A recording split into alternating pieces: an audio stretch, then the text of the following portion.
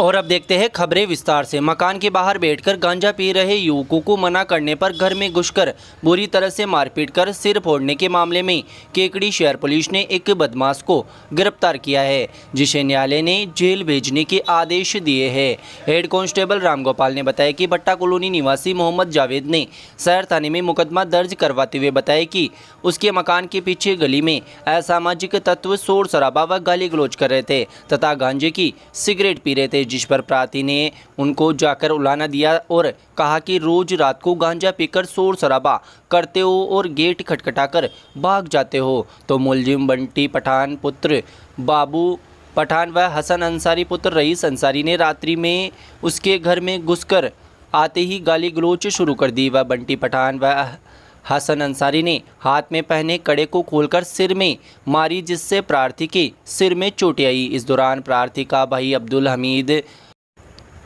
मोइन पुत्र अब्दुल मजीद अब्दुल सईद ने आकर बीच बचाव करवाया। पुलिस ने मुकदमा दर्ज कर मामले में अनुसंधान शुरू किया। अनुसंधान अधिकारी रामगोपाल ने बताया कि अनुसंधान के बाद मुलजिम बंटी पठान को गिरफ्तार कर न्यायालय के समक्ष पेश किया गया, जहां से न्यायालय ने आरोपी को जेल भेजने के आदेश दिए हैं।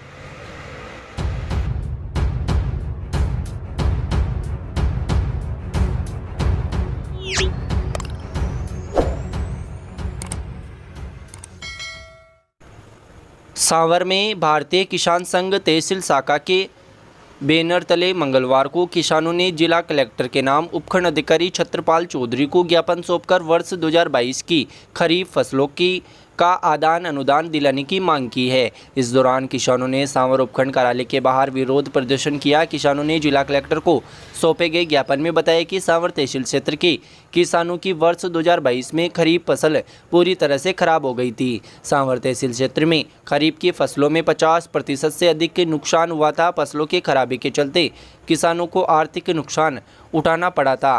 किसानों ने ज्ञापन के माध्यम से खरीफ फसल का आदान अनुदान दिलाने की मांग की है। ज्ञापन में बताया कि किसानों को 1 साल बीतने के बावजूद भी आदान अनुदान की राशि प्राप्त नहीं हुई है, जिससे किसानों को आर्थिक परेशानियों का सामना करना पड़ रहा है। ज्ञापन सौंपने के दौरान भारतीय किसान संघ सांवर तहसील अध्यक्ष वृद्धिचंद कुमावत, मंत्री किशनलाल मीणा, गोपाल रामनारायण, हरिरालाल, भवानी शंकर, कुलदीप, गोपाल, ओम प्रकाश, कृष्ण गोपाल, भागचंद मीणा सहित सैकड़ों किसान मौजूद रहे।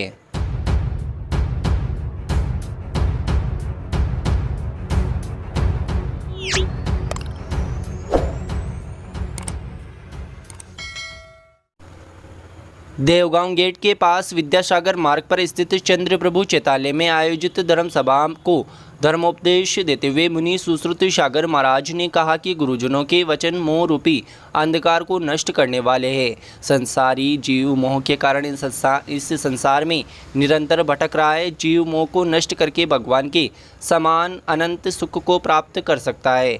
मुनि सुश्रुत सागर ने कहा कि संसार अंधकारमय है, इसमें संयम रूपी प्रकाश से ही मोक्ष मार्ग प्रशस्त किया जा सकता है। जीव आभूषण से नहीं संयम से सुशोभित होता है। संसार या शरीर को नहीं, आत्मा को संभालना चाहिए।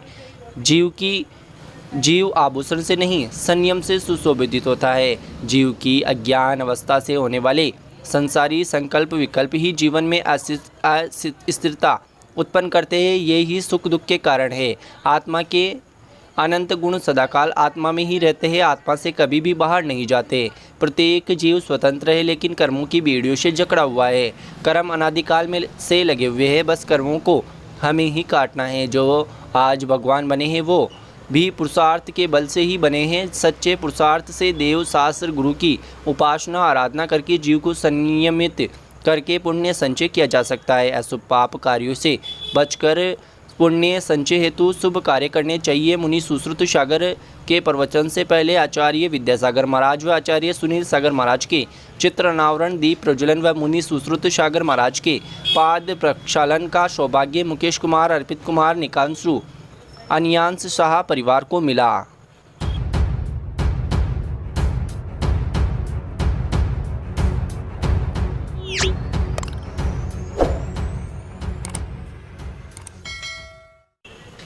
अखिल भारतीय कांग्रेस सेवा दल के मुख्य संगठक लालजी देसाई ने केकड़ी नगर पालिका के पार्षद रमाकांत दादिच को सेवा दल केकड़ी जिला मुख्य संगठक पर नियुक्ति प्रदान की है। दादिच की नियुक्ति पर समर्थकों ने खुशी जताते हुए आभार जताया है। इस मौके पर नवनियुक्त केकड़ी जिला मुख्य संगठक रमाकांत दादिच ने क्षेत्रीय विधायक डॉक्टर रघु शर्मा व कांग्रेस सेवा दल के मुख्य संगठक लालजी देसाई व प्रदेश कांग्रेस कमेटी के सदस्य सागर शर्मा का आभार जताते हुए सेवा दल संगठन को मजबूत करने व कांग्रेस की रीति नीति के साथ चलने का आह्वान किया।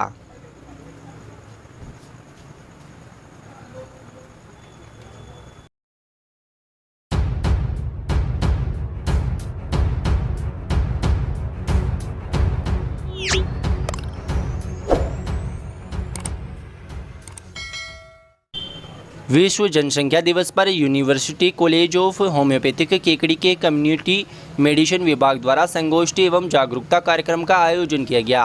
कार्यक्रम के आयोजक डॉक्टर अर्चना दुबे, डॉक्टर डीजे भारद्वाज द्वारा जनसंख्या दिवस से कार्यक्रम की रूपरेखा की जानकारी दी गई। कार्यक्रम का शुभारंभ मुख्य अतिथि जिला अस्पताल के पीएमओ डॉक्टर गणपतराज पुरी द्वारा दीप प्रज्वलन कर किया गया।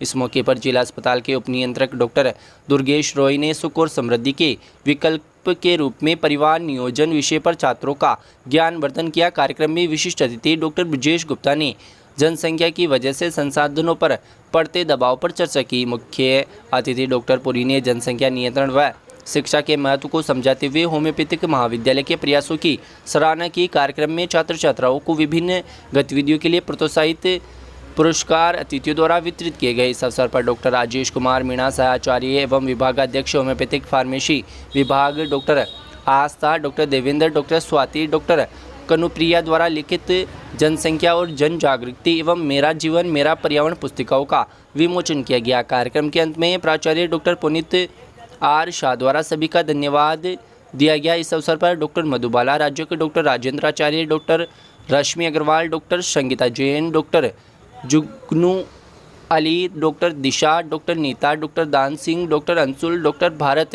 व सभी शैक्षणिक व अशैक्षणिक मौजूद रहे।